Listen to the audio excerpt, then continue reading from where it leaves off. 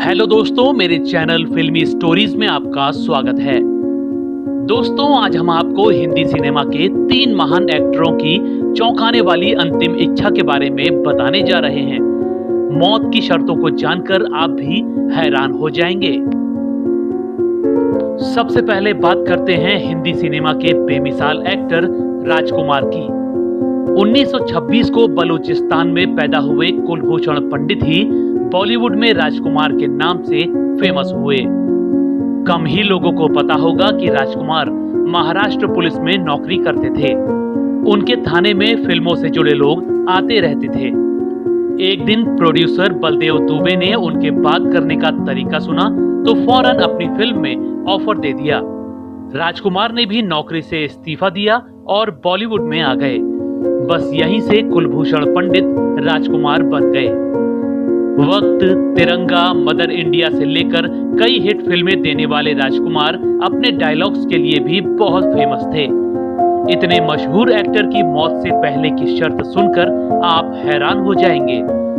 राजकुमार को गले का कैंसर हो गया था। एक्टर समझ गए थे कि अब वो ज्यादा नहीं बचेंगे। उन्होंने अपने बेटे पुरु राजकुमार और परिवार के सामने शर्त रखी थी। अभिनेता ने कहा था कि मेरे मरने की खबर किसी को मत देना।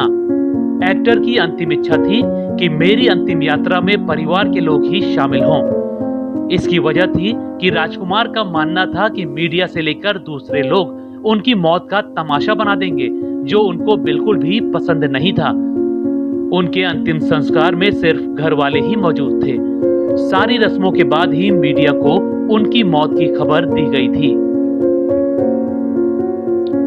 हिंदी सिनेमा का पुराना दौर अभिनेता बलराज साहनी के बिना पूरा नहीं हो सकता है। 1913 को पाकिस्तान में जन्मे युधिष्ठिर साहनी ही बॉलीवुड में बलराज साहनी के नाम से फेमस हुए थे।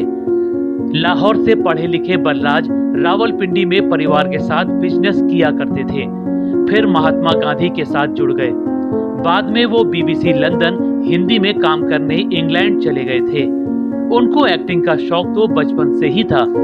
इसी वजह से वो इप्टा में शामिल हुए। फिर धीरे धीरे हिंदी सिनेमा में अभिनेता बन गए। बलराज ने कई मशहूर फिल्में दी।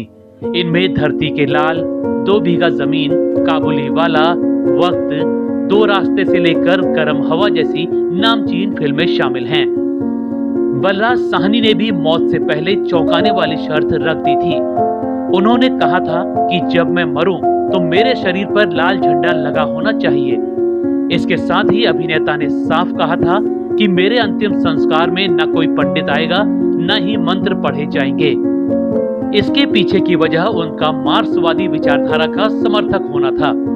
बलराज की अंतिम इच्छा के मुताबिक ही उनका अंतिम संस्कार किया गया था।